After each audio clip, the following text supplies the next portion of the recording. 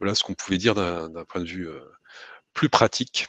Je suis sûr qu'il y aura des questions dans peu de temps pour compléter tout ça. Il y a beaucoup de questions, d'après ce que il y a beaucoup de questions, pas mal de questions techniques d'ailleurs, d'après ce que je peux anticiper.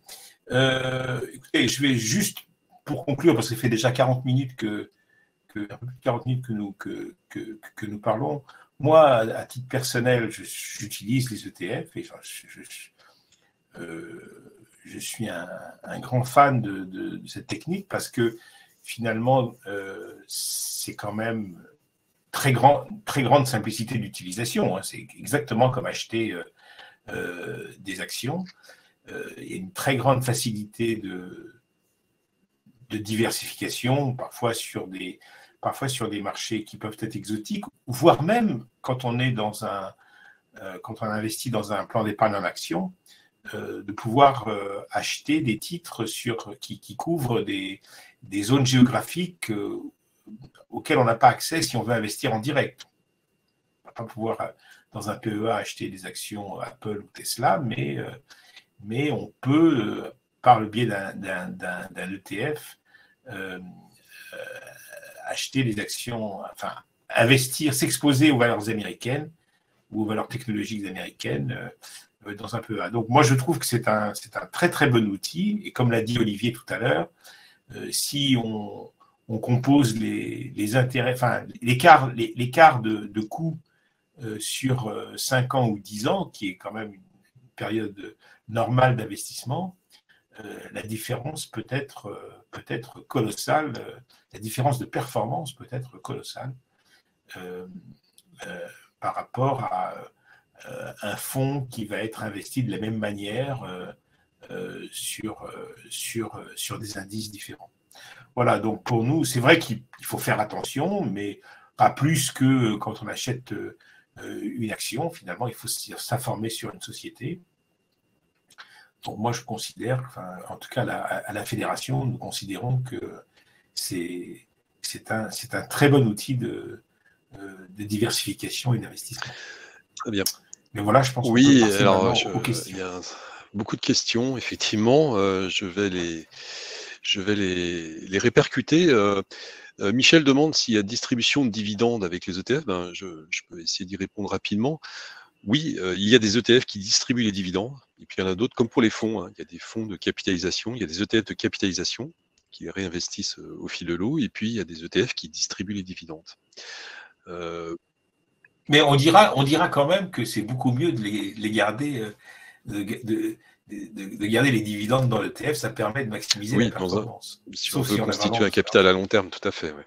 On préférera les dividendes, peut-être, si on veut des revenus complémentaires, des revenus au fil de l'eau. Une question pour vous, Aldo, peut-être, quelle est la fiscalité qui est posée par Jean, quelle est la fiscalité des ETF? exactement la même que celle des actions. Ni l'AMF ni nous ne sommes des fiscalistes, mais donc ensuite il y a tout un tas de solutions. Enfin, tout un tas de ça dépend beaucoup du contribuable. Mais si vous êtes dans un PEA, ben, vous avez exactement les mêmes avantages. Enfin, il n'y a pas de différence entre les actions et si vous êtes sur un compte titre ordinaire, ben, vous allez payer au moment où vous allez vendre votre ETF. Si vous êtes en plus-value, vous allez subir le prélèvement forfaitaire unique si vous êtes au PFU de 30%. C'est exactement la même fiscalité que les actions. Alors, je répondrai à la question suivante de Marie-Françoise. Les frais des ETF sont-ils les mêmes que pour les actions? Et la réponse est oui. Les frais de courtage sont ceux qui s'appliquent aux actions. Donc, en général, c'est la même grille tarifaire. Les éventuels droits de garde, hein, tout le monde n'en applique pas, mais les éventuels droits de garde également. Donc, les frais des ETF sont les mêmes, effectivement, que les frais des actions. On parle d'actions cotées en bourse de Paris. Plus quand même des petits frais des petits frais de gestion qui sont attachés à l'ETF Alors, qui sont beaucoup plus faibles que les frais effectivement, là, sur les vous avez fonds. raison, Aldo. Alors, effectivement, à l'intérieur, il y a la gestion de l'ETF lui-même qui procure des frais de gestion, des frais courants annuels. Hein, c'est ceux dont je parlais tout à l'heure. Alors là, ça se compare plutôt aux frais des fonds traditionnels, des fonds gérés plus activement, hein. On n'a pas fait cette distinction. Les ETF sont des fonds de gestion passive. Ils se contentent de répliquer un indice, et donc leurs frais sont bien moins élevés que ceux des fonds gérés activement qui essayent de battre les indices. Voilà, donc des petites différences, effectivement. D'un côté, on les achète et on les vend comme des actions, avec les mêmes frais de courtage, et de l'autre, les frais annuels se comparent à ceux des fonds, et là, ils sont inférieurs. Alors, une autre question de Didier: est-il raisonnable de constituer son portefeuille sur un PEA ou un compte titre avec uniquement des ETF? Si oui, combien de lignes conseillez-vous? Alors, l'AMF ne fait pas de conseils, de recommandations, hein, en matière d'investissement en la matière, mais tout dépend, je dirais, de l'ETF choisi. Il est possible de trouver des ETF qui suivent, par exemple, un indice d'action mondial. Donc, de fait, hein, qui réplique un indice d'action mondial. Donc, de fait, une part de cet ETF, c'est un investissement très diversifié. En revanche, si on achète des ETF qui suivent des indices géographiques très précis ou des indices sectoriels, on voit bien que l'investissement est plus risqué et moins diversifié. Donc, il faudra acheter plusieurs ETF de nature différente pour réduire un peu le risque global de son portefeuille. Donc, on peut un ETF, c'est comme un fonds, c'est plus diversifié et moins risqué qu'une seule action. Mais si c'est un investissement dans un secteur ou une zone géographique précise et étroite, ça reste un investissement risqué. Et effectivement, il vaut mieux diversifier ses ETF dans ce cas-là pour obtenir globalement un portefeuille qui fluctue moins. Alors, peut-être une question pour Marina. Y a-t-il des évaluations de la qualité de réplication des indices par les ETF? On parlait tout à l'heure de la tracking error. C'est une information qui est accessible, je pense, Marina? Oui, alors il y a en effet des évaluations à plusieurs égards. Donc comme je disais, au sein des alertes, donc ça va être plutôt, ex post comme on dit, c'est-à-dire, on va voir, après un certain historique de l'ETF, comment il se comporte, par rapport à l'indice, par rapport, est-ce qu'il a un écart de performance, élevé ou non? Et s'il y a un écart élevé, est-ce qu'il s'explique par, autre chose que simplement les frais qui peuvent s'impliquer par rapport à l'indice? Donc ça c'est d'une part. D'autre part, comme je disais, à l'agrément, ça va être on va challenger les méthodes de réplication, comprendre, comment elles sont effectuées, et on va aussi, challenger les choix si dans le cadre de réplication synthétique, on va challenger aussi le choix des contreparties qui ont été effectuées par les acteurs. Donc en effet, et on va aussi avoir de manière un peu plus macroéconomique, puisque là je parlais vraiment de mon service qui était plutôt sur vraiment le suivi des fonds et des sociétés de gestion de portefeuille. De manière macroéconomique aussi, l'AMF va regarder, notamment par exemple en temps de crise comme ça a été récemment, le comportement en effet de manière générale des ETF par rapport au marché sous-jacent. Et voilà, étudier ça finalement plutôt d'un point de vue systémique. D'accord. Alors, ça répond aussi à la Est-ce que question ça de vous Marc. arrive Pardon. Je voulais juste poser une petite question pour préciser. Est-ce que ça vous arrive régulièrement de demander à des sociétés de gestion de revoir leur copie, ou alors la technologie, enfin la technique est bien maîtrisée par l'industrie? Alors, déjà, je reprécise que le périmètre de l'AMF, c'est les sociétés de gestion françaises. Donc pour tout ce qui est de l'agrément, et pour tout ce qui est de l'agrément des fonds, c'est les fonds qui sont de droit français pour tout ce qui est de l'agrément aussi des fonds. Donc on va en effet revoir tous les fonds de structure de droit français. Si c'est un fonds de droit luxembourgeois, c'est l'autorité luxembourgeoise qui va le revoir. Donc ça, c'est à bien faire le distinguo. À l'agrément, en effet, on regarde chaque fonds de manière très attentive. Et c'est pour les créations notamment, il y a une personne qui va regarder, qui va échanger avec la société de manière assez systématique. Et il va y avoir aussi une validation par un comité interne. Donc, c'est plusieurs personnes qui vont. Donc, c'est non seulement en effet, on demande souvent de revoir la copie, si ce n'est la copie, pas forcément sur la gestion, enfin ça peut arriver également, mais ne serait-ce que sur l'explication et sur la documentation réglementaire pour qu'elle soit claire. Et par la suite, tous ces changements sont aussi validés par plusieurs personnes au sein de l'autorité. Alors, on parle de documents. Mocrane demande où trouver les documents qui décrivent l'ETF. On en a déjà parlé. C'est donc dans le document d'information clé pour l'investisseur et dans le prospectus. C'est bien ça. Ce sont les principaux documents qu'il faut consulter. Une autre question de Loïc. Avez-vous accepté des ETF sur les crypto-monnaies? Alors la réponse est oui. Je crois qu'il y a un ETF qui a déjà été agréé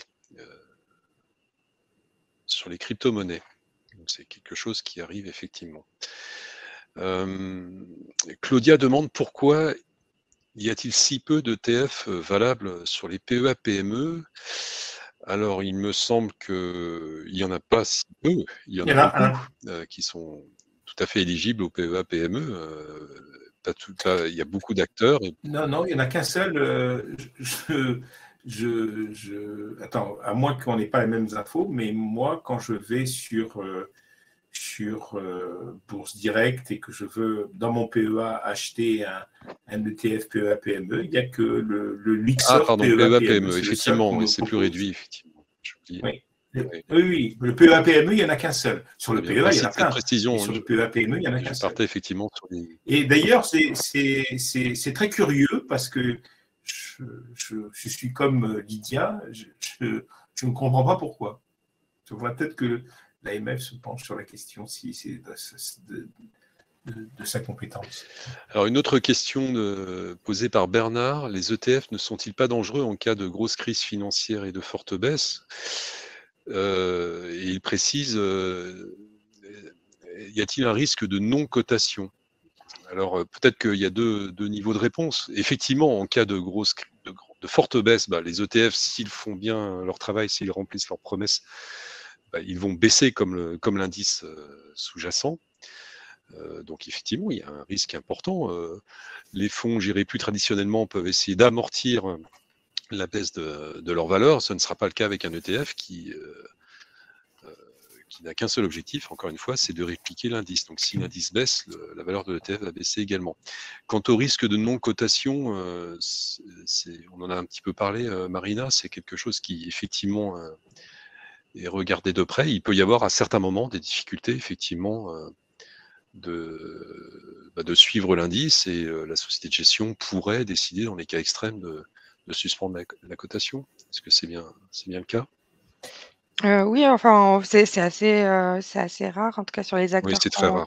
qu'on suit, mais il y a eu des cas, par exemple, en effet, où, en effet, la réplication de l'indice était compliquée, par exemple, sur une partie qui avait été investie sur un indice chinois.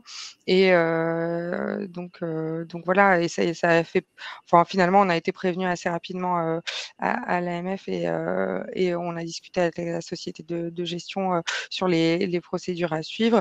Et dans ce cas précis, il n'y avait pas d'impact majeur. Et voilà, mais en tout cas, c'est quelque chose que les sociétés doivent nous reporter.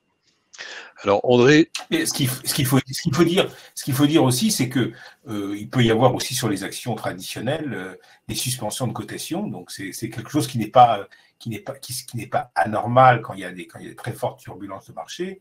Ensuite, contrairement au fonds, les ETF sont cotés. Donc, et je pense que pendant la crise financière de 2008-2009, il n'y a pas eu de soucis majeurs, alors que quand vous êtes investi dans un fonds, le fonds peut décider d'interdire les rachats de parts, ce qui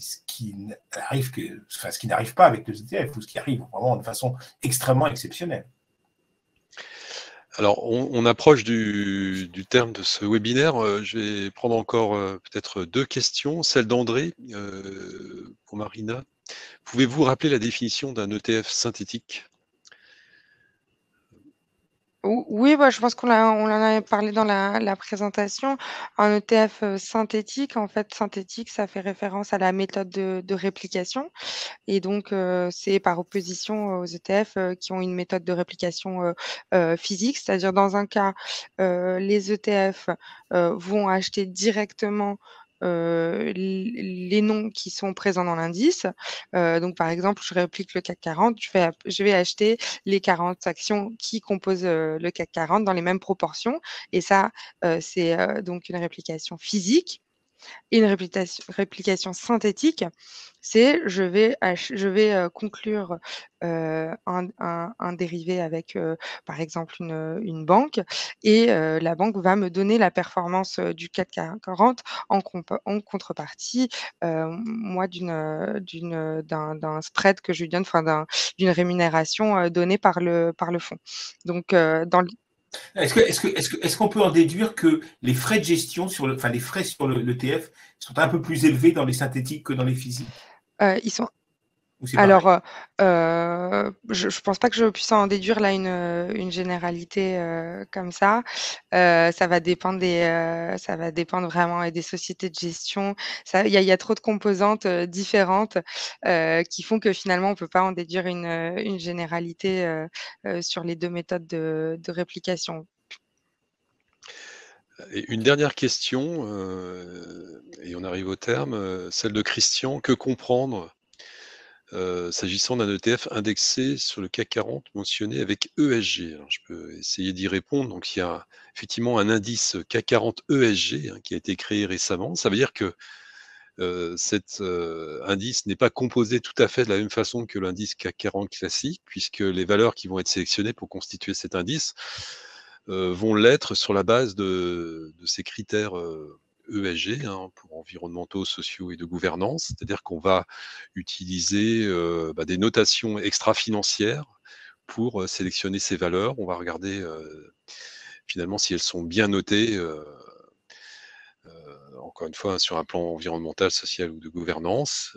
Pour les sélectionner, ça veut dire que l'ETF qui est indexé sur l'indice CAC 40 ESG ne va pas évoluer tout à fait de la même façon qu'un ETF indexé sur le CAC 40 classique. Voilà, j'espère que j'ai à peu près bien défini les choses. Donc il faut vraiment s'intéresser dans ce cas-là à l'indice sous-jacent, c'est ce qu'on a dit. Je pense que c'est vraiment,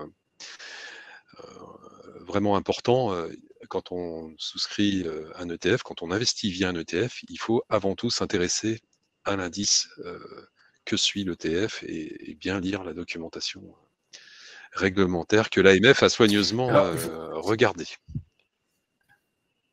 Ce qu'il faut juste rajouter, Olivier, si vous permettez, c'est que c'est beaucoup plus compliqué, malheureusement, d'avoir des informations sur la qualité des ETF que sur les actions.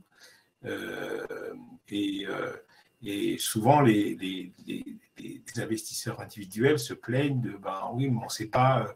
On voit souvent plusieurs ETF avec manifestement les mêmes caractéristiques, mais on ne sait pas forcément lequel choisir. Alors, il y a quand même les journaux financiers font des rubriques, des comparatifs, des rubriques régulièrement, puis sur des sites comme Morningstar ou Contalis, ou même chez Zone Bourse ou Boursorama, il y a des classements avec des systèmes d'étoiles qui peuvent aider les particuliers à se faire à choisir, et puis en tenant bien compte de ce que Marina a dit sur dans tous les cas, il s'agit de s'informer en amont avant d'investir. Je crois que c'est notre mot principal. On ne se lassera pas de le répéter.